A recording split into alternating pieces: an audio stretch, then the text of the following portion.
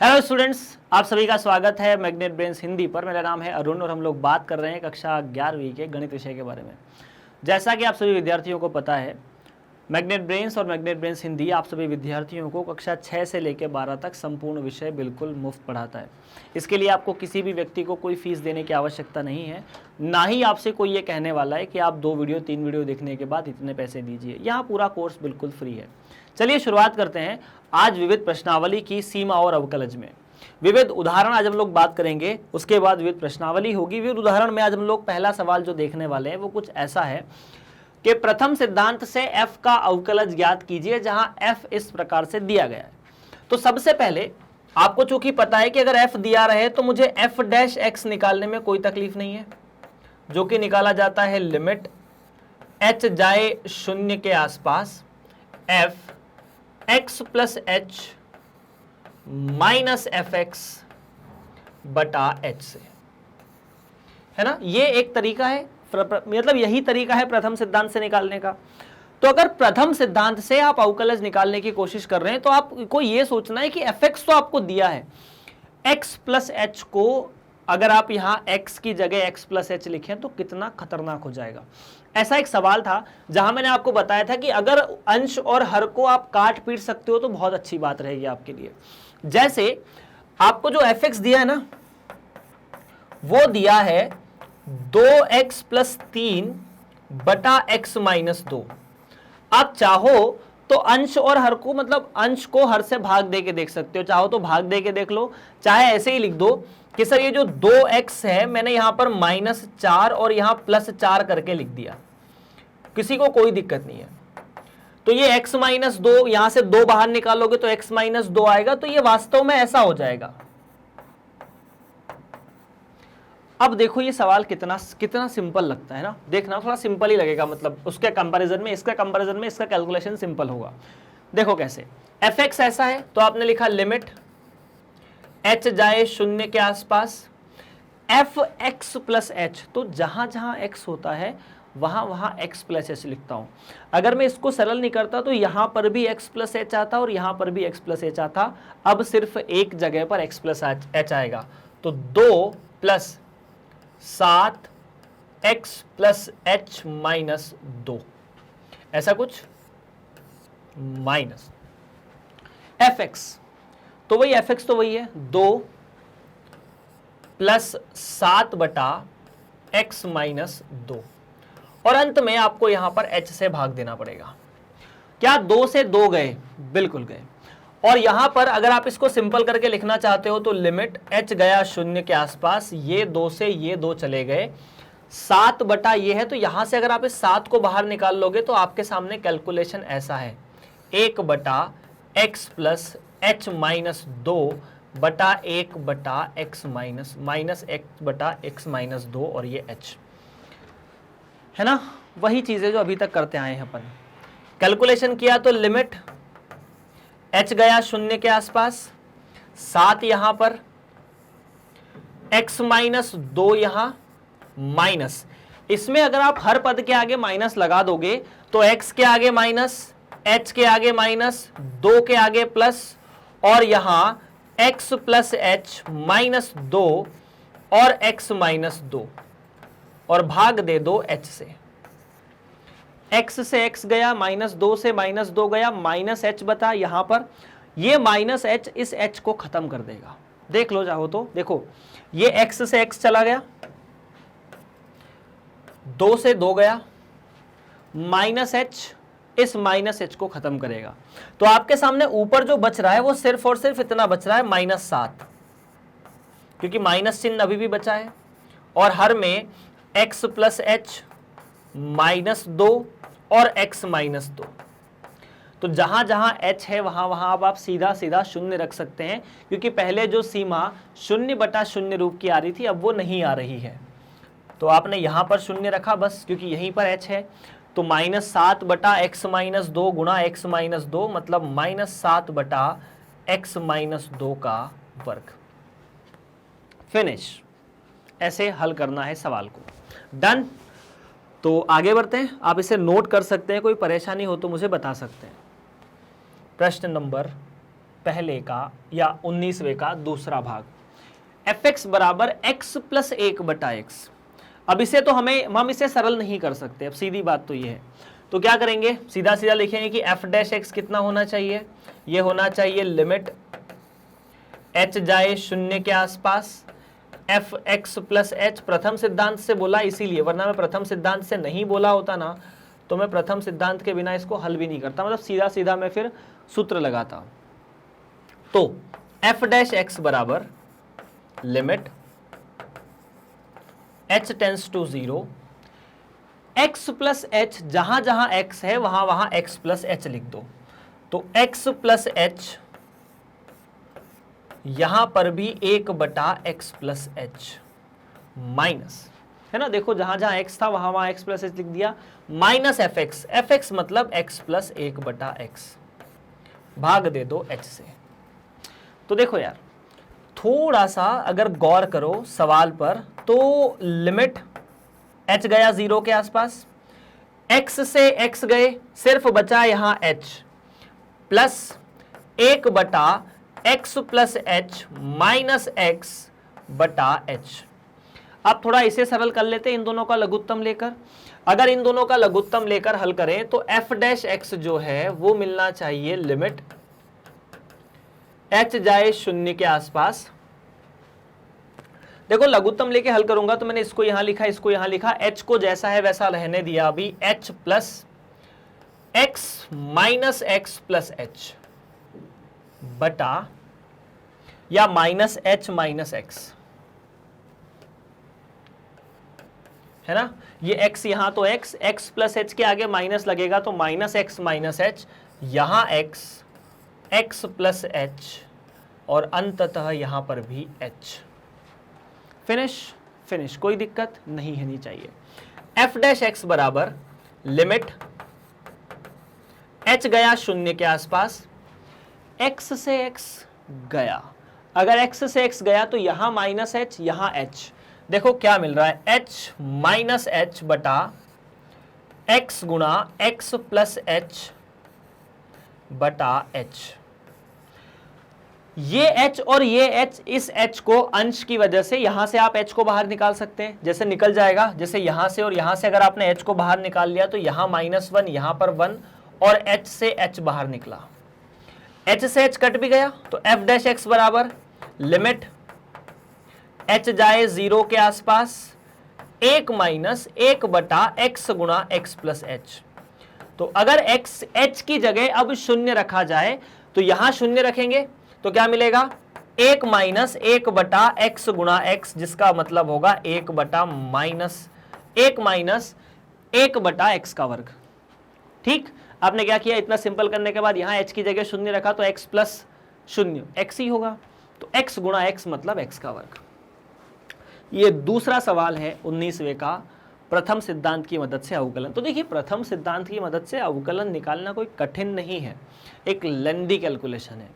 हम हर सवाल में प्रथम सिद्धांत को अप्लाई नहीं कर सकते, जहां जरूरत पड़ती है, मतलब जहां कर सकते हैं वहीं करेंगे, कर तो सबको सकते हैं, लेकिन जब हमारे पास सूत्र हैं तो हम क्यों उन पे, मतलब प्रथम सिद्धांत पे जाएं। जब तक प्रश्न में ये ना बोला हो कि प्रथम सिद्धांत का प्रयोग करो, मत ही जाओ। अब आपको बोला है कि प्रथम सिद्धांत से इस फलन का अवकलज ज्ञात कीजिए। सिंपल है यार, अपन देख ही चुके हैं पहले। इसे अपन दो अलग अलग फलनों के रूप में लिख दें। जैसे मान लीजिए इसे माना है fx, क्या है ये, sin x plus cos x।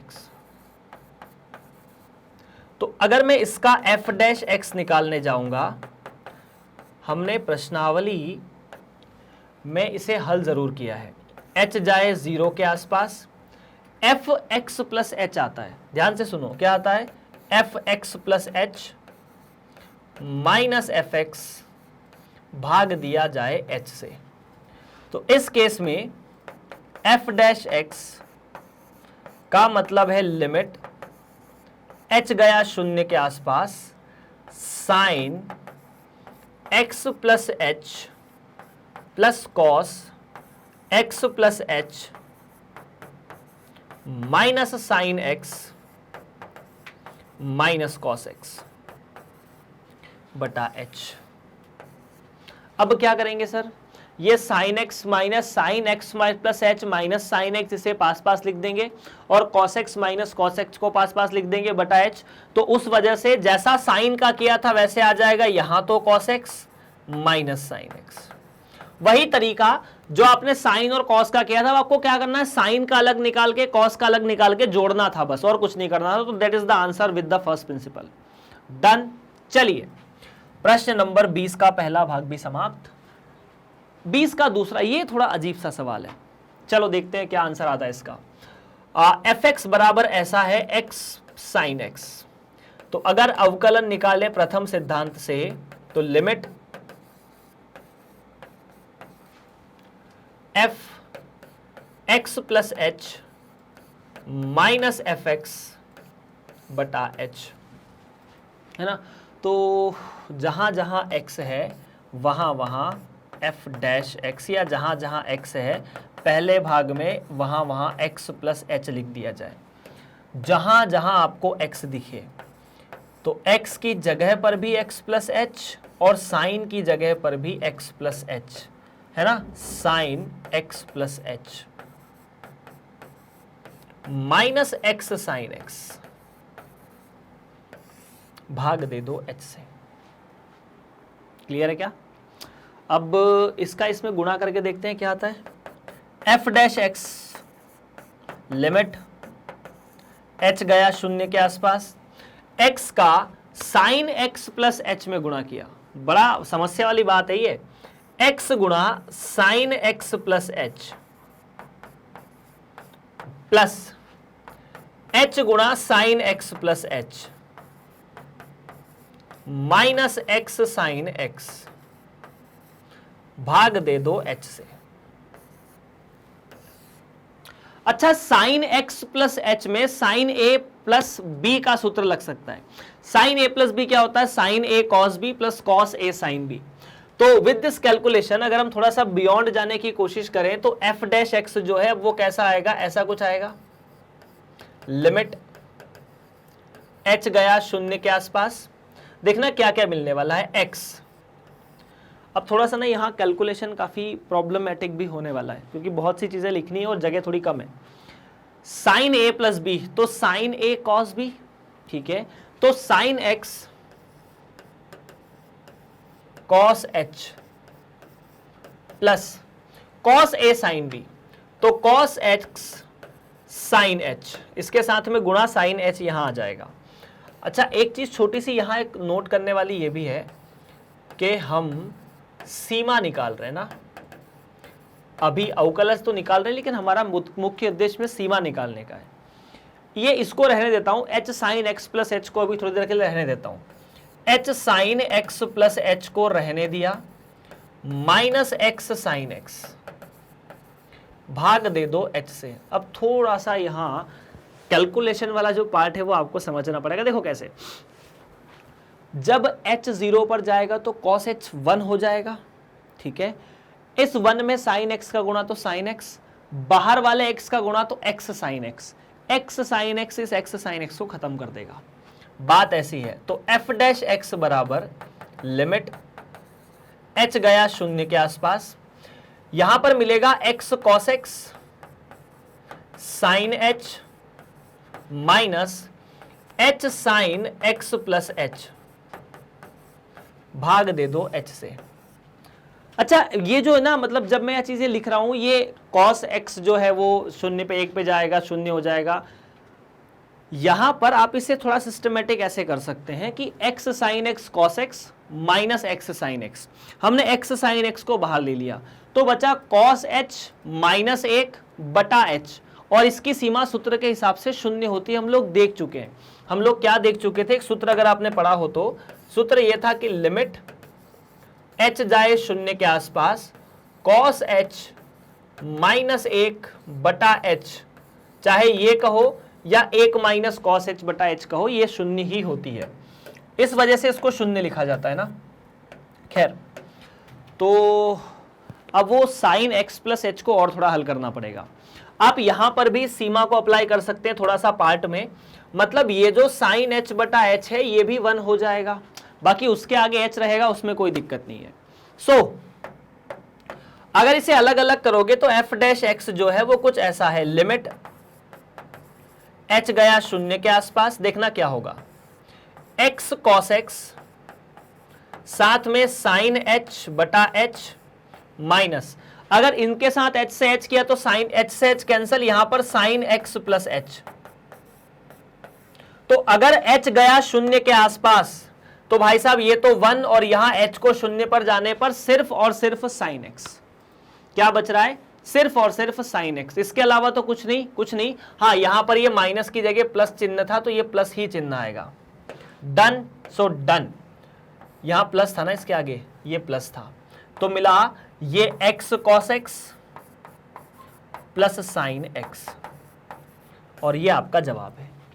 अब इतने परेशानी से बचने के लिए तो सूत्र बनाए हैं, सूत्र से क्या निकल सकता है आंसर, सर सूत्र की मदद से ये दो फलनों का गुणा है, बिल्कुल है, पहला फलन एक्स दूसरा साइन एक्स, एक्स का अवकलज एक, मतलब गुणा वाले में क्या करते, एक का करो दूसरे को रहने दो, फिर दूसरा का करो पहले को रहने दो, एक्स का अवकलज एक, साइन एक्स को जैसा था वैसे लिखा तो साइन एक्स प्लस एक्स को रहने दो, साइन का अवकलज कॉस, तो x cos x plus sine x, वही तो लिखा है।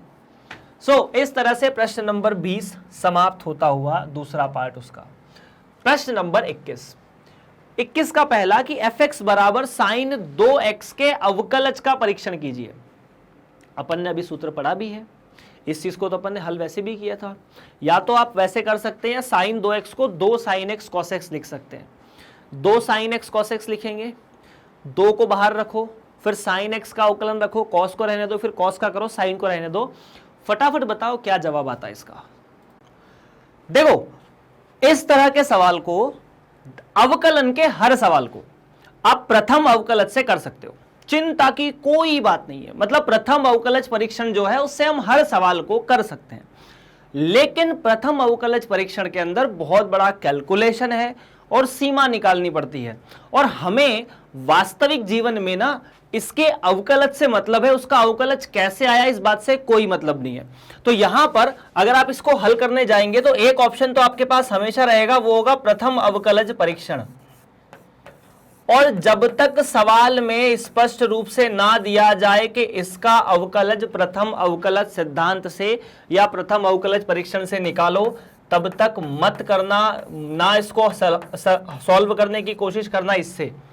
दूसरा है जो सूत्र हमने पढ़े हैं उनकी मदद से, और कक्षा 12वीं में भी आपको, कक्षा 11वीं में भी आपको इस पर ज्यादा ध्यान देना चाहिए, ये सिर्फ 11वीं कक्षा पास करने तक ही है, और मतलब इस चीज का जवाब आता है, इससे हम ये सूत्र निकालते हैं, सूत्र निकालने के बाद उनका प्रयोग करना सही रहता है।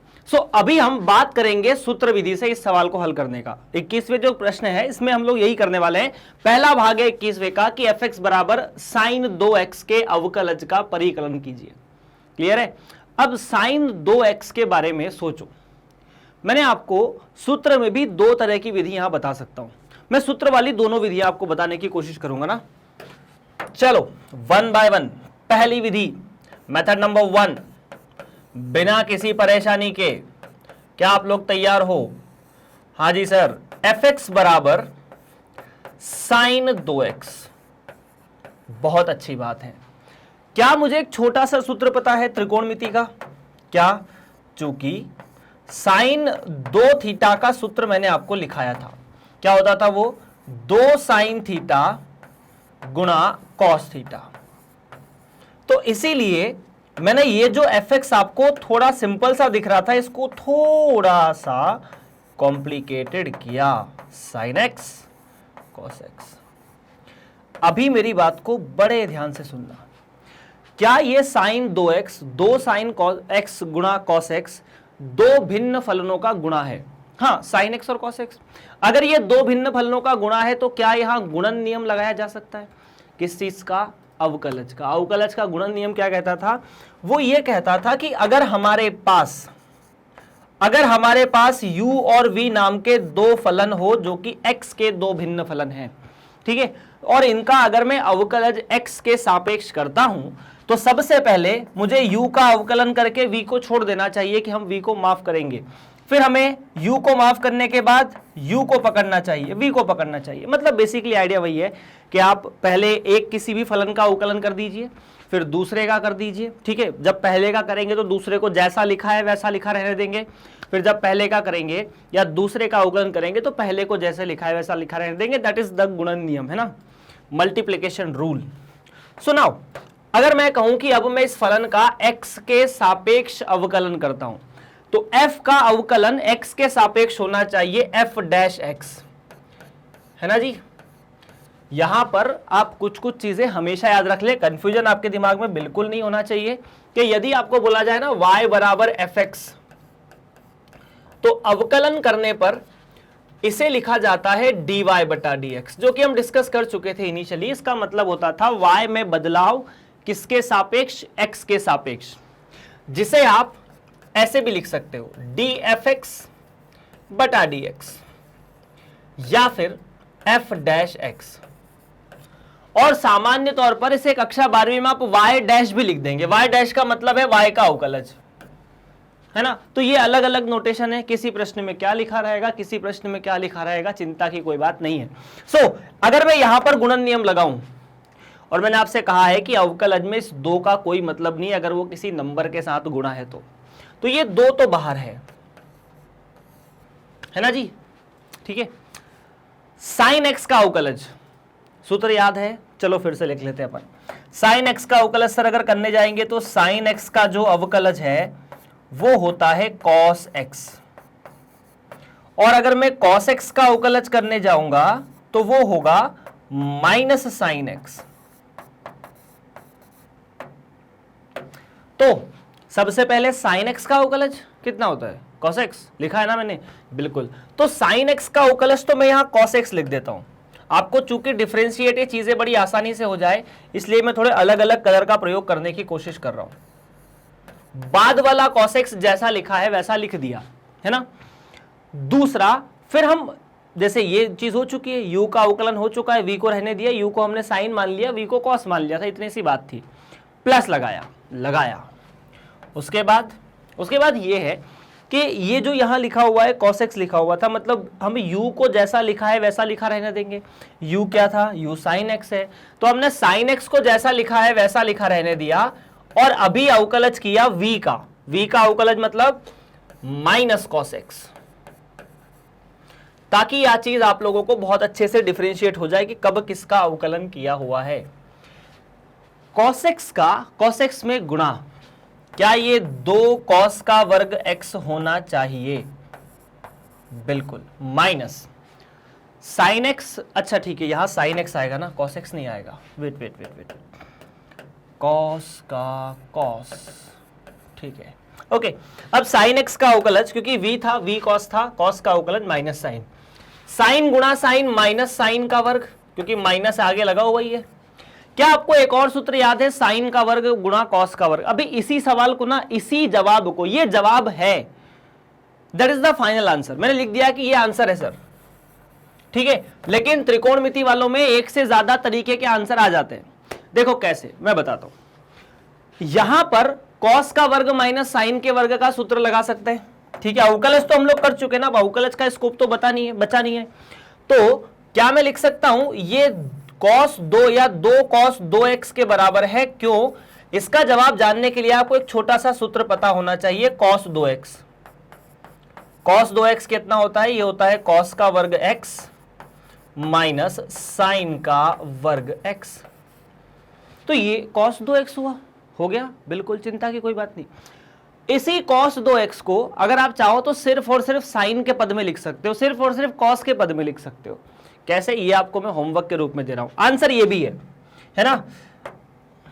अब ऐसे अपन ना बहुत सारे तरीकों से इसका जवाब लिख सकते हैं यार।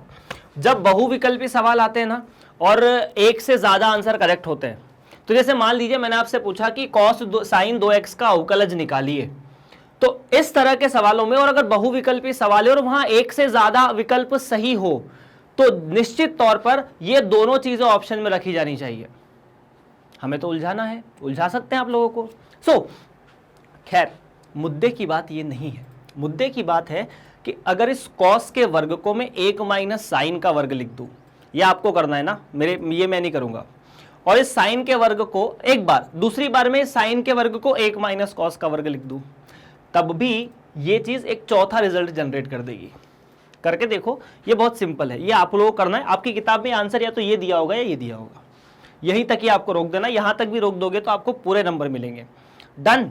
सो पहला सवाल 21वें का समाप्त। दूसरे पर बढ़ते हैं। दूसरा सवाल क्या कहता है कि gx बराबर cot x के अवकलज का परिकलन कीजिए। देखिए, आपको किसी न किसी तरह से सवालों में इसी अध्याय में, चाहे उदाहरण में हो या प्रश्नावली में हो, sin x, cos x, tan x, sec x और cosec x के अवकलज आपसे निकलवा लिए गए हैं। बचा था cot, उसको भी निकाल लेते हैं। चलिए, तो हम निकालने जा रहे हैं cot x का अवकलज। और cot x क्या है वास्तव में, यहां पर भी आप प्रथम अवकलज परीक्षण का मतलब प्रयोग कर सकते हैं। ये स्टेटमेंट हमेशा याद रखो कि अवकलज निकालते समय आप प्रथम अवकलज परीक्षण का प्रयोग तो कर ही सकते हैं बिना किसी परेशानी के, लेकिन हमें हर बार वही नहीं करना। ठीक है। सो cot x को सूत्र विधि से कैसे हल कर सकते हैं, मतलब यहां कौन सा सूत्र लग सकता है। तो चूंकि है ना, सुनने की कोशिश करना, आपने इसे gx बोला है, अभी fx के लिए क्या बोल दिया, gx बोल दिया। कुछ भी हो, इसका मतलब है कि x का एक फंक्शन है, फलन है वास्तव में। तो ये gx को तो gx रहने दो, चिंता की बात नहीं है। क्या मैं cot x को cos x बटा sin x लिख सकता हूं?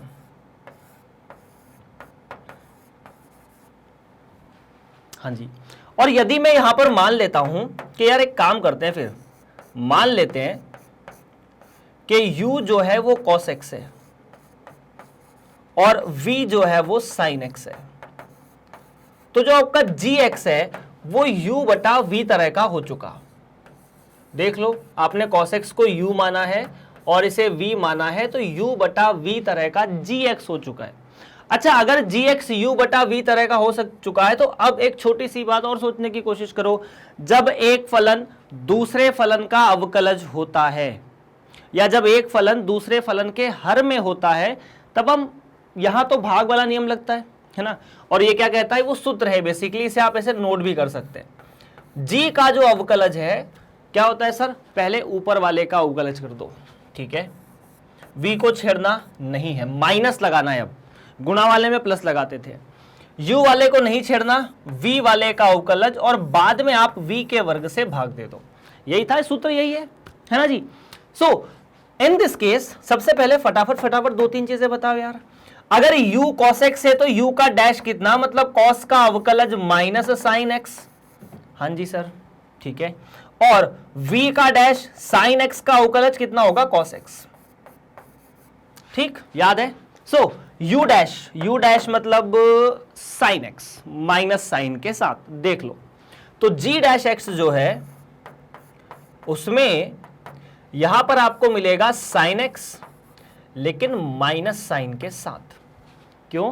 क्योंकि u जो है वो cos x है, अवकलज माइनस साइन x। v जैसा था वैसा लिख दिया, तो v के अंदर मैंने लिख दिया sin x माइनस u, मत छेड़ो, नहीं छेड़ना।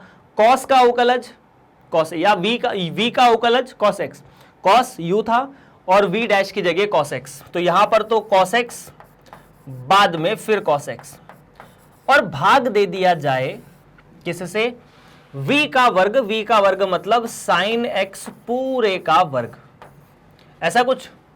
अब देखो ध्यान से यार, sin x का sin x में गुणा sin का वर्ग, cos x का cos x में गुणा cos का वर्ग।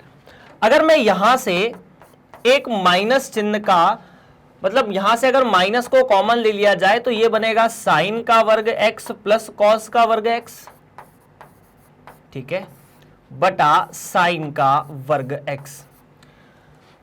और बचपन में आपको एक बात बताई गई थी, बचपन में कब, जब आप 10वीं कक्षा में थे, तो sin का वर्ग और cos का वर्ग तो सदैव एक होता है ना, सूत्र है sin का वर्ग प्लस cos का वर्ग बराबर 1, त्रिकोणमिति का सबसे आसान सा सूत्र है। तो इसकी जगह तो 1 लिख सकते हैं, तो यहां पर हुआ -1 और ये sin का वर्ग x। सो भाई साहब, इस जो g डैश का अवकलज है वो मिला माइनस कोसेक का वर्ग x, साइन के वर्ग को उल्टा लिख सकते हैं ना। डन। सो ठीक सर, साइन का वर्ग प्लस कॉस का वर्ग जो है वो 1 होता है, ये आप लोगों को पता है, और अगर नहीं पता है तो इसे तो रट लो यार। अब मतलब ये पता है कक्षा 11वीं में ये बात कैसी हो जाती है, साइन का वर्ग प्लस कॉस का वर्ग, जैसे मैं आपको कक्षा 10वीं में बताऊं कि 5 + 3 = 8 होता है। वैसे ये स्टैंडर्ड रिजल्ट है, इनके बारे में आपको याद रहना चाहिए, तीनों त्रिकोणमिति के रिजल्ट, है ना। अगर आपको ये नहीं याद है तो इसको तो बाद में पढ़ना, पहले उन सूत्रों को याद कर लो जो आपको त्रिकोणमिति में पढ़ाए गए हैं सारे के सारे। उनके बिना आपका जीवन बहुत कठिन है, कक्षा 11वीं भी और कक्षा 12वीं भी। ओके, सो बात करते हैं अगले सवाल की तरफ। अगर आपको यहां कोई दिक्कत है, कोई परेशानी है तो आप क्लियरली पूछ सकते हैं सर जी, ठीक। ओके,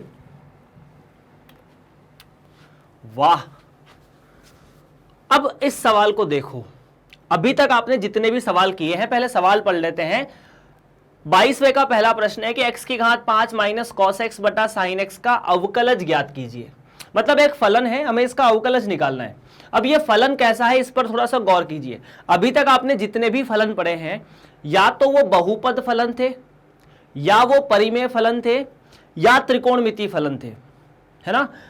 आपने एक फलन को दूसरे फलन के साथ गुणा करके, एक फलन को दूसरे फलन के साथ भाग देकर भी देखा है, पर ये फलन ऐसे थे जैसे पहला फलन अगर त्रिकोणमिति है तो दूसरा भी त्रिकोणमिति है। हालांकि एक सवाल हमने किया था x sin x वाला, वो इसकी कैटेगरी में आ जाता है, लेकिन वहां ज्यादा दिक्कत नहीं हुई थी। इस सवाल में अगर आप गौर से देखो तो सबसे बड़ी समस्या यह है कि यहां पर एक तो x की घात 5 है, जो कि एक बहुपद फलन के अंदर आता है। उसके बाद साइन और कॉस त्रिकोणमिति फलन है। मतलब ये जो प्रश्न है वो बहुपद फलन को और त्रिकोणमिति फलन को एक साथ मिक्स करके बनाया गया है। हमें इससे कोई दिक्कत नहीं है, हमने बहुपद फलन का जिस तरह से अवकलज पढ़ा है उसी तरह त्रिकोणमिति फलन का अवकलज भी पढ़ा है। अब इसे फिर से मैं यहां दो विधि से हल कर सकता हूं। पहला विधि है, देखना सुनना ध्यान से, एक तो विधि हो सकती है यहां पर कि आप ये जो x का वर्ग है या x की घात 5 है माइनस cos x है, x की घात 5 माइनस cos x है, इसको अपन u मान लेते हैं और sin x को v मान लेते हैं। This is the first method and I think this is the long method, है ना। ये पहली मेथड है लेकिन लंबी मेथड है, ठीक है। तो अगर इसे आप अवकलज करोगे तो आपको u बटा v दिखेगा और u बटा v का जो डैश है वो आना चाहिए u dash v minus u v dash बटा v का वर्ग। कहो क्या कहते हो? ऐसी दूसरा तरीका कुछ थोड़ा सा मुझे अच्छा लगेगा, मतलब ये आप भी बता सकते हो। अगर x की घात 5 को और sin x को मैं अलग कर दूं माइनस cos x को sin x के साथ अलग लिख दूं, तो इसे तो ऐसा भी लिख सकते हैं ना, x की घात 5 गुणा कोसेक x, क्योंकि sin x का उल्टा कोसेक होता है, माइनस cos x बटा sin x cot x। अब पता है इतना करने से ये जो यहां आप भाग नियम में गुणा करके वर्ग से भाग देके सरल कर रहे थे, यहां पर आपको भाग नियम की जगह सवाल गुणन नियम में बदल चुका है। गुणन नियम में कहा x की वर्ग 5 कोसेक x से गुणा है, और त्रिकोण या अवकलज में गुणन नियम बड़ा आसान है भाग वाले नियम से। तो हम इस विधि को ज्यादा प्रेफर करेंगे। पहली बात तो यह है, अगर सवाल में भाग नियम से बढ़िया गुणन नियम लग रहा हो तो बेस्ट है, तो हमने इसकी तरफ जाने की कोशिश की, ठीक है।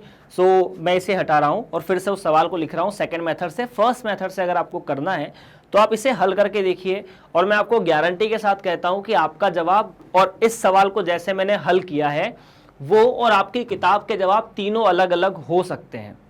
कारण क्यों है कि त्रिकोणमिति फलन में एक ही जवाब को आप अलग अलग तरीकों से लिख सकते हो, है ना।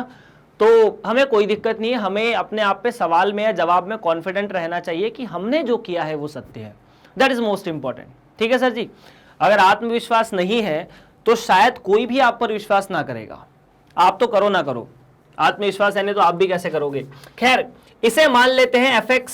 हाँ जी सर, क्या मैं लिख देता हूं ये x की घात 5 बटा sin x है, बिल्कुल है, और ऊपर से cos x minus sin x है, बिल्कुल है।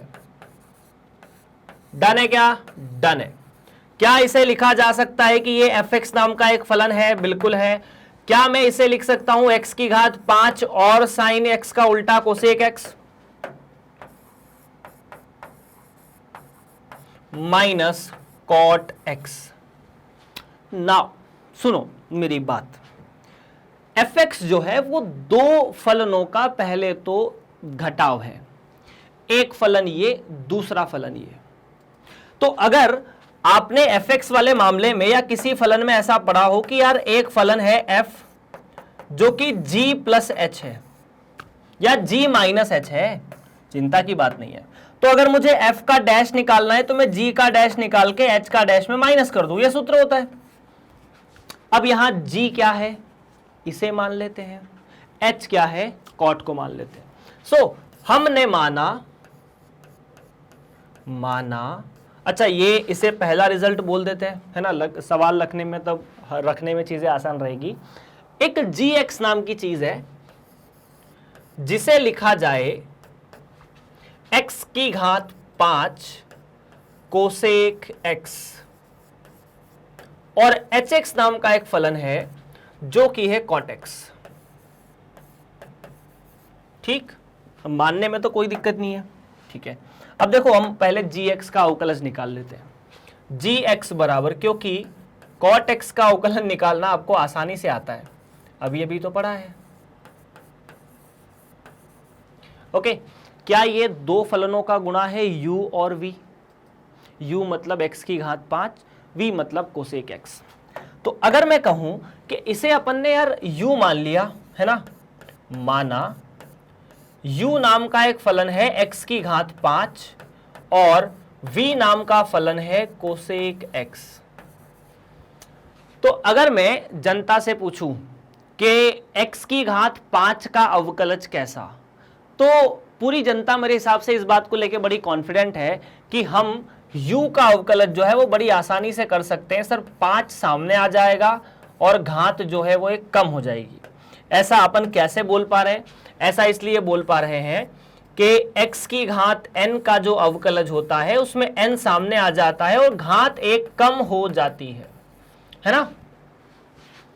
इसमें कोई चिंता की बात नहीं है। आफ्टर दैट क्या v का अवकलज निकाला जा सकता है? तो सर ये तो सूत्र होता है। सूत्र क्या होता है? त्रिकोणमितीय फलन हमने पढ़े, कोसेक x का अवकलन माइनस कोसेक x, ध्यान से देखो, कॉट x। तो v का अवकलज निकला, u का अवकलज निकला। अब चूंकि आपको gx जो है वो u गुणा v तरह का दिख रहा है, देखो ध्यान से, gx जो है उसमें एक तो फलन है u, दूसरा फलन है v, इसे u इसे v माना। तो इस केस के हिसाब से g डैश x बराबर, आपने u का अवकलन किया, v को रहने दिया, प्लस v का u को रहने दिया और v का अवकलज कर दिया, है ना जी। u v का सीक्वेंस समान रखना, आ जाएगा ये g डैश, बिल्कुल आ जाएगा। g डैश x हमारे सामने है, दैट शुड बी, क्या आएगा, u मतलब 5x की घात 4 और जैसा v है उसको लिखे रहने दिया, कोई चिंता की बात नहीं है, प्लस u तो जैसा था वैसा लिखा रहने दिया अभी, x की घात 5 और यहां minus cosec x cot x। और जब भी ऐसी चीजें होती है हम जितनी चीजें कॉमन होती है ना वो निकाल लेते हैं, क्यों? क्योंकि बार बार लिखना नहीं पड़ता। तो देखो यहाँ x की घात 4 है, यहाँ 5 है, जो यहाँ x की घात 4 है वो यहाँ के x की घात 4 के साथ दोस्ती करके बाहर निकल जाती है, निकल गई, है ना। उसके बाद ये कोसेक और ये कोसेक ये भी बाहर निकल गए, तो यहां से बचा कोसेक x भी बाहर निकल गया, तो यहां पर बचा 5 माइनस x कॉट x। देख लो, कॉमन निकालने की कला आपको अच्छे से आती है भाई साहब। ये g डैश x था, h का जो डैश है वो वहीं चाहो तो लिख दो, है ना, इसमें कोई चिंता की बात नहीं। ये दूसरा रिजल्ट है जिसे आपने g डैश x कहा है, क्या? This is the second result. Now h का डैश निकालना बड़ा आसान है सर जी, अभी तो पढ़ा है। कॉट का वर्ग x जो होता है या कॉट x का जो होता है उसका जो अवकलज होता है वो माइनस कोसेक वर्ग x होता है। सूत्र है ये सूत्र। मैं मतलब इस सूत्र को चाहता हूं आप लोगों से कि आप रट लो। आपके पास h का डैश है, आपके पास g का डैश है। This is from result 1, result 2 and result 3। Result 1 क्या कहता है कि अगर मैं एच जी के डैश में से एच का डैश घटा दूं तो मुझे एफ का डैश मिल जाए। तो बस एफ डैश एक्स बराबर जी डैश में से एच डैश घटा दो, एक्स की घात 4 cosec X 5 minus X cot X minus cosec X का स्क्वायर, तो माइनस हो गए plus. Done done done done done done done done done done done done done done done done done done. So this is the final answer. अब ऐसा हो सकता है भाई लोगों, मैं फिर से इस बात को स्पष्ट कर देता हूं, आपकी किताब का आंसर मेरा निकाले आंसर से बहुत अलग हो सकता है। क्यों? क्योंकि त्रिकोणमितीय फलन में एक ही चीज को हम अलग अलग तरीकों से लिख सकते हैं।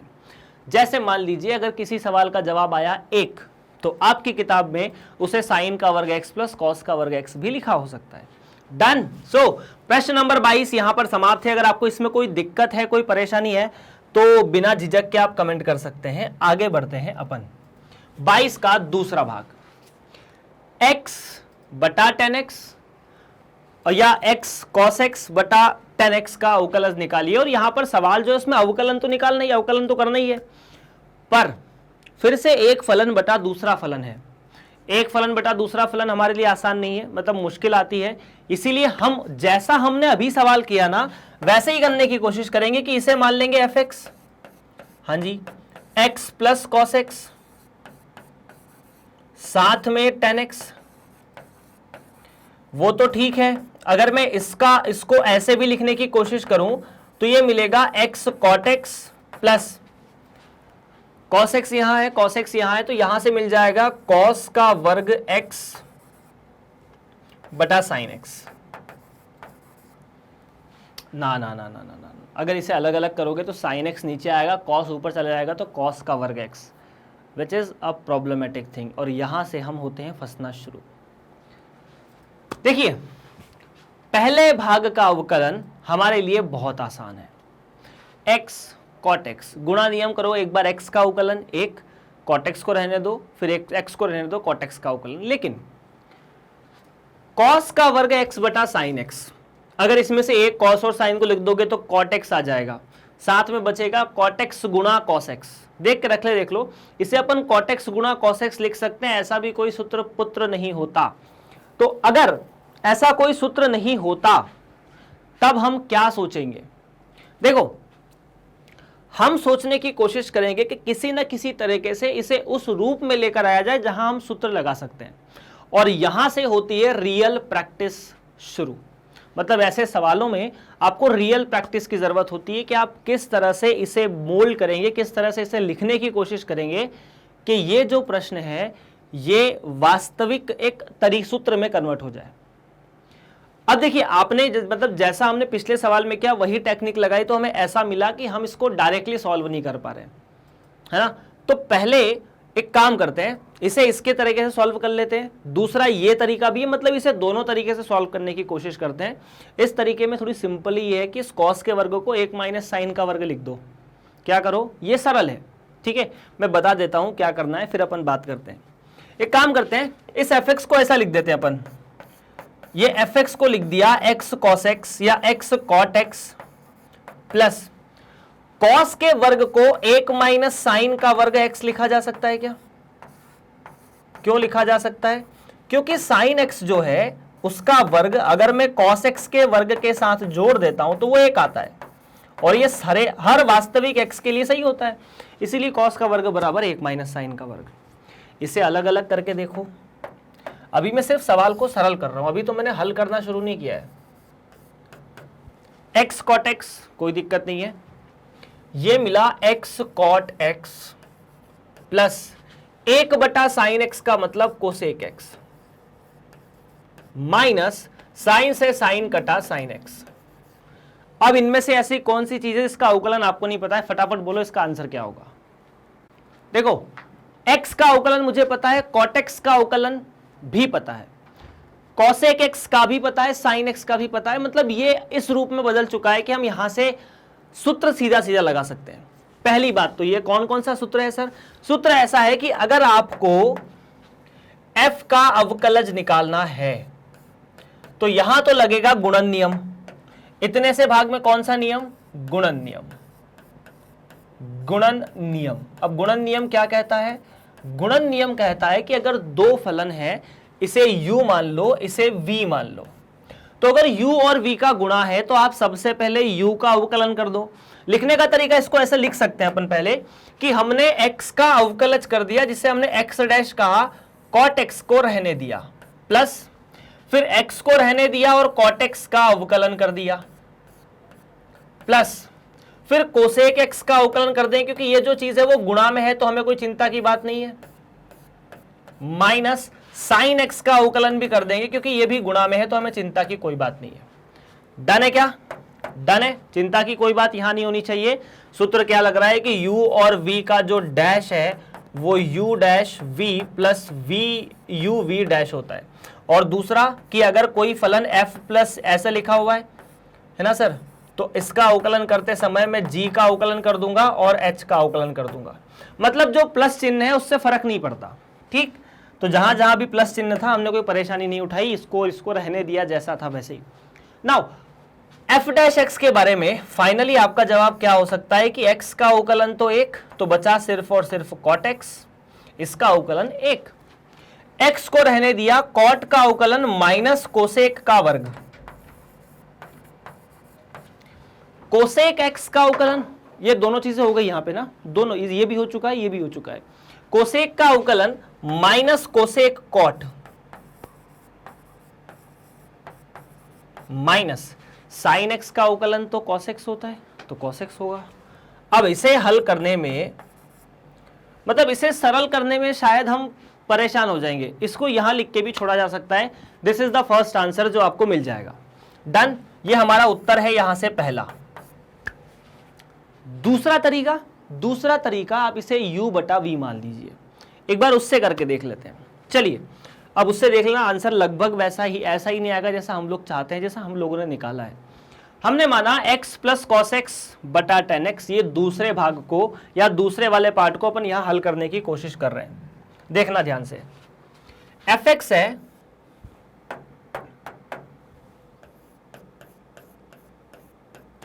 x प्लस कॉस एक्स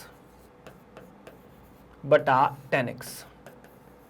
आपने इसको माना कि हम इसे भाग नियम से हल करेंगे, जहां पर मैं u नाम का एक फलन मान सकता हूं, u का मतलब होगा x प्लस कॉस एक्स, और v नाम का एक फलन होगा जिसका मतलब होगा 10x।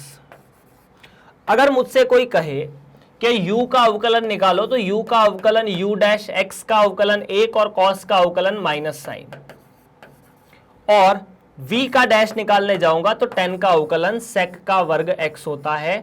सूत्र फटाफट याद रख लो कि cos x का अवकलज माइनस साइन x होता है, 10x का अवकलज sec का वर्ग x होता है, और x का अवकलज 1 होता है।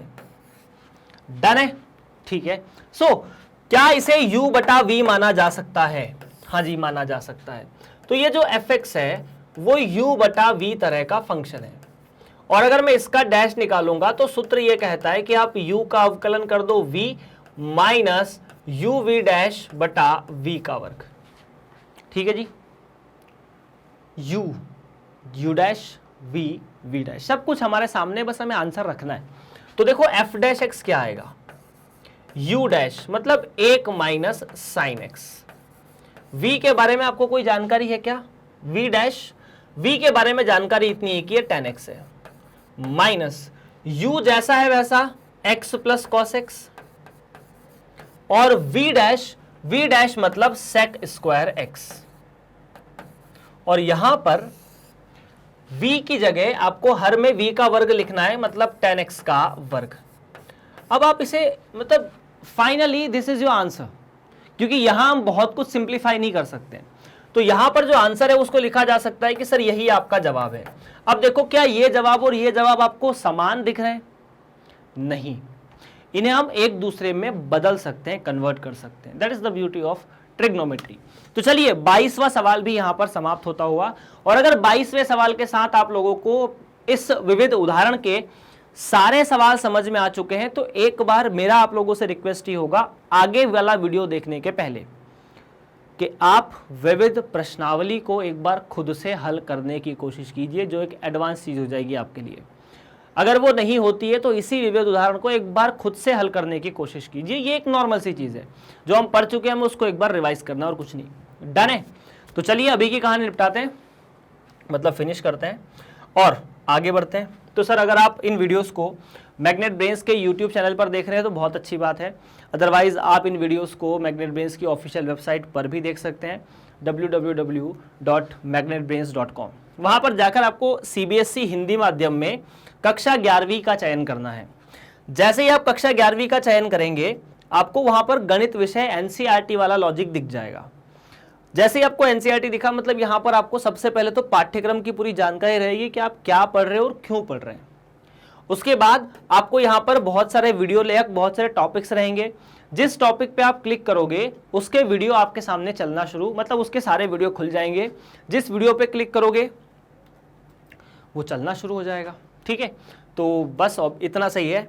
बाकी आप कक्षा 6 से 12वीं तक सारे बोर्ड के विद्यार्थी, चाहे किसी भी बोर्ड से हो, किसी भी राज्य से हो, हिंदी या अंग्रेजी किसी भी माध्यम से हो, मैग्नेट ब्रेन्स और मैग्नेट ब्रेन्स हिंदी आप सभी विद्यार्थियों की स्कूली कक्षा पूरी तरह से मुफ्त पढ़ाता है। इसके लिए किसी व्यक्ति को कोई फीस देने की आवश्यकता नहीं है। बस एक छोटा सा काम करना होता है, अपना जो अंगूठा है वो गुरु दक्षिणा में देना होता है, लाइक का बटन दबा के, शेयर का बटन दबा के और सब्सक्राइब का बटन दबा के। तो मिलते हैं आप सभी लोगों से अगली कक्षा में। आपका बहुत बहुत धन्यवाद।